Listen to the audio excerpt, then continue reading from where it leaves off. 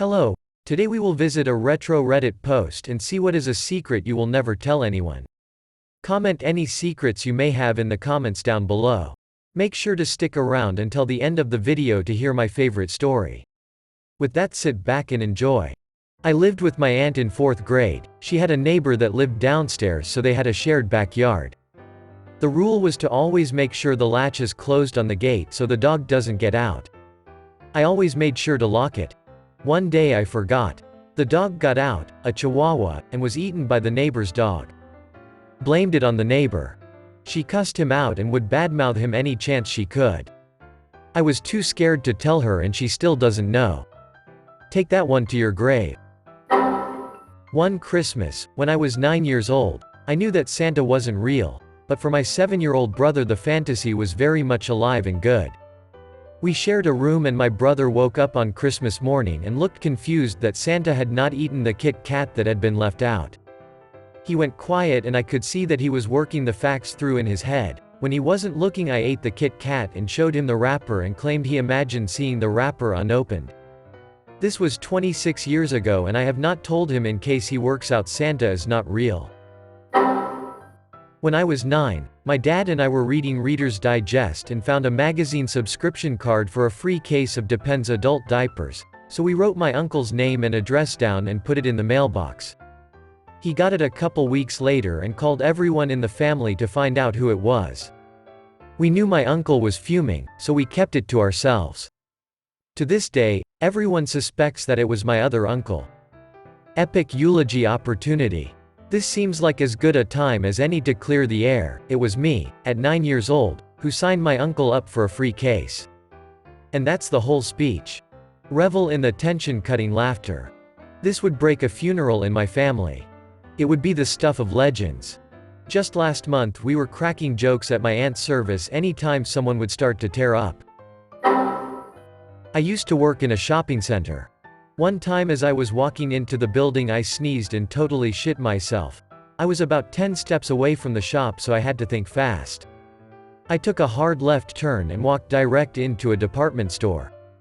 I only had $5 on me, so I beelined for the underpants section and got the cheapest pair I could find. I then had to go to the center toilets and sort everything out. It was a real mess. I texted my boss and told them I was stuck in traffic, but in reality I was 100 meters away trying to salvage any shred of dignity I could for the next 20 minutes. I'm happy to say the mission was a success, and that day is now the benchmark by which all other days are measured. Every day since has been infinitely better. Yeah, today wasn't great, but I guess it really wasn't so bad. At least I didn't shit my pants like that one time. This is the answer you use when asked, "Tell me about a time you overcame an obstacle," in a job interview. What do you mean you won't hire me because of my heroic shit story? I don't think this is the kind of energy I need in my career right now. Good day, sir. When I was in elementary school, I once lost something, so I asked to go to the Lost and Found. In the Lost and Found room, which was a big storage closet, they also stored the Cokes for the pop machines. I took one. Then, probably 3-4 times a week, I'd remember I lost something else and go steal another Coke. I don't know how long I did this for, but I got a lot of free Coke.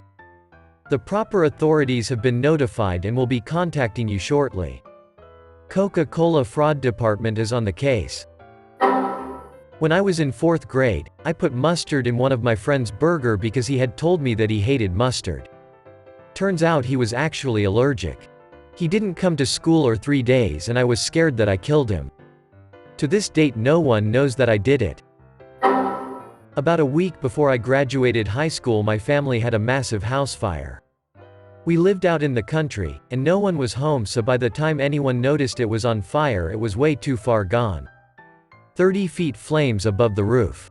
We lost everything, but had insurance and no one got hurt. Anyways, I was in a chemistry class at the time, and around 70% of the grades centered around a lab notebook that was graded all at once at the end of the semester. You would do labs every week, and then do lab write-ups in the notebook. I had been slacking off and was way behind on the assignment and would have had to pull a few all-nighters just to turn something in. The day after the fire I went into class and told my teacher that the notebook had went up in the fire and that I had no idea how I would ever turn the assignment in. He was extremely nice about it, told me not to worry and gave me 100% on the whole assignment. Just said that I had bigger things to worry about and was about to graduate and that he hoped my family was doing okay. Well, the notebook was in my car the whole time. Threw that bitch away and swore myself to secrecy. When I was 4 years old I had hernia surgery. I wasn't supposed to go downstairs during recovery, but I snuck downstairs to find my toy toolbox and brought it upstairs to play in bed. I have never told my parents. 2 days in a row when I was in the second grade 1 pissed my pants, because the teacher had this policy where she wouldn't let any student go to the bathroom even during free time in class. The third time I spent a solid 10 minutes begging her before she finally said fine. I pissed my pants on the way to the bathroom. My family only knows of the one time, but I had to deal with that humiliation 2 times before and it was within the first week at school.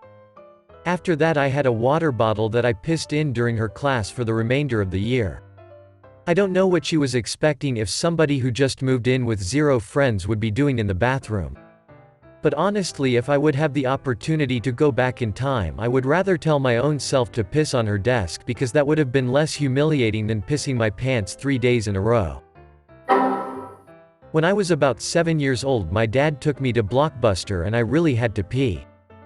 Blockbuster didn't have a restroom, so I peed in one of the aisles.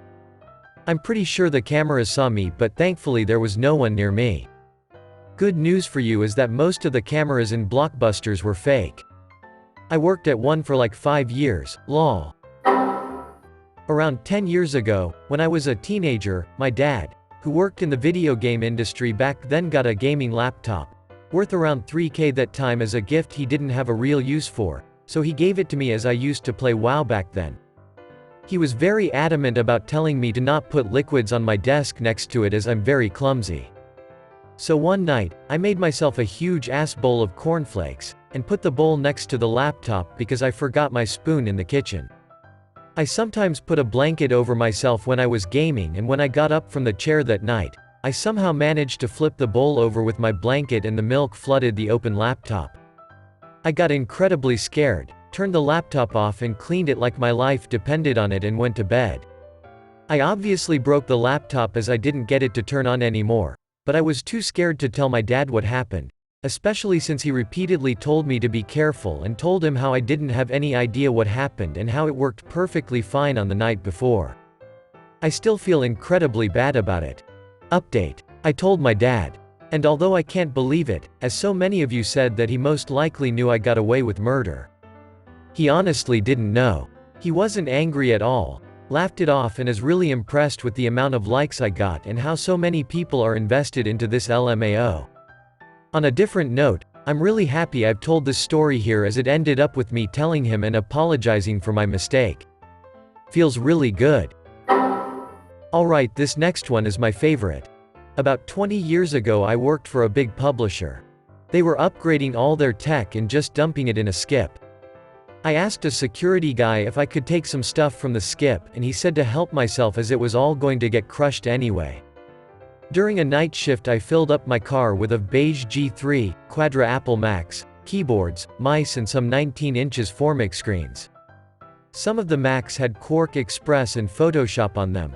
I cleaned them up and sold the lot. I made enough to buy a G4 Quicksilver of my own, which I still have today. I didn't tell my coworkers, ex-wife, managers or anyone else. Nice dude. People always underestimate business trash cans.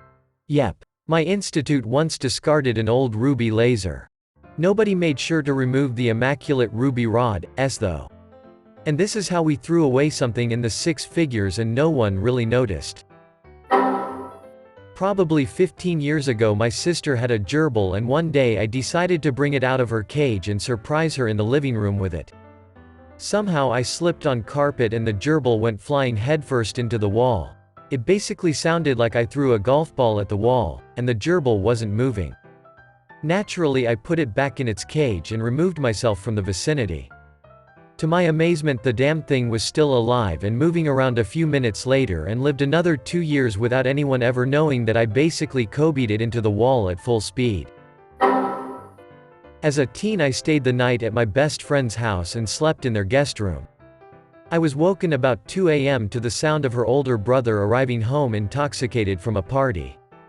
He saw me in the guest room and leaned against the doorway to say hi. He then stumbled down the hallway to his bedroom but never turned the hallway light off, and it made it difficult for me to get back to sleep. So after about 10 to 15 minutes I got up and walked down the end of the hallway to the light switch. I turned it off, and started walking back to my room when I briefly glanced into his bedroom as I walked past. His door was wide open and he was sitting at his computer with his back facing me. He was naked from the waist down, masturbating to what looked like transgender porn. Can't be certain, but it looked like someone in heavy makeup, long hair and with a penis. I must have made a noise because he swung around, saw me staring and said, "Oh shit." Then I immediately and swiftly returned to bed and lay in the dark, not able to get the image out of my mind. 5 minutes later I heard him creeping down the hallway. I was like, "Oh God, here we go." He looked so sheepish and uncomfortable. He stood in the doorway and apologized for what I'd seen and begged me not to tell my friend, his little sister. I swore I'd never tell them and told him it's fine and to go back to bed. To this day they wonder why he hasn't got a girlfriend, and they think perhaps he has a crush on me because he acts weird around me. During my freshman year in high school I was drinking a red Gatorade at lunch. This girl said that I was sitting in her seat. I hurried and swiped my drink to find another seat. I didn't realize my Gatorade lid wasn't tightened and the drink basically splashed all over her white pants. I scurried off pretending I basically just didn't fuck up this girl's pants with red Gatorade. A few weeks later my friend invited me over to play some League at his house. His sister came home and I realized that was the girl I spilled my drink on. On God, I was shitting my pants at that very moment. But luckily she seemed to have not remembered my face because she did not mention it. My friend and I still talk to this day. I've graduated high school 9 years ago and I have never told this to him or his sister.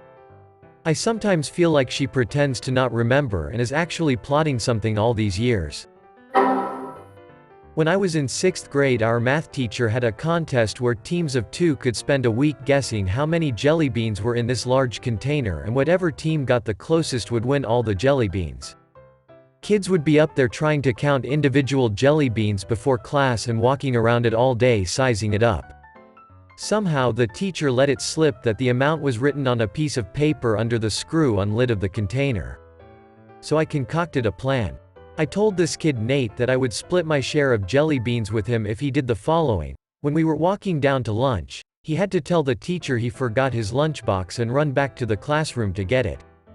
While he was there, he would open the container and see what the number was. Then he would fill out a form with me and my partner's name on it. I told him it couldn't be him because then the teacher would be suspicious of him being the one alone in the classroom. I also told him not to put the exact number because that's fishy too, it has to be off by just a few. Needless to say, I won the jelly beans at the end of the week. When it came time to pay up with Nate, I gave him 1 handful of jelly beans and that was it. He got really upset and said that wasn't fair. I basically told him, "What are you going to do about it?" and ate 300 jelly beans over the course of the next 3 days. I promise I'm not as much of an asshole as I sound like in 6th grade, just really like sugar. I've only ever told my wife this story and I feel like she doesn't trust me anymore after hearing it. With that, I hope you enjoyed the video.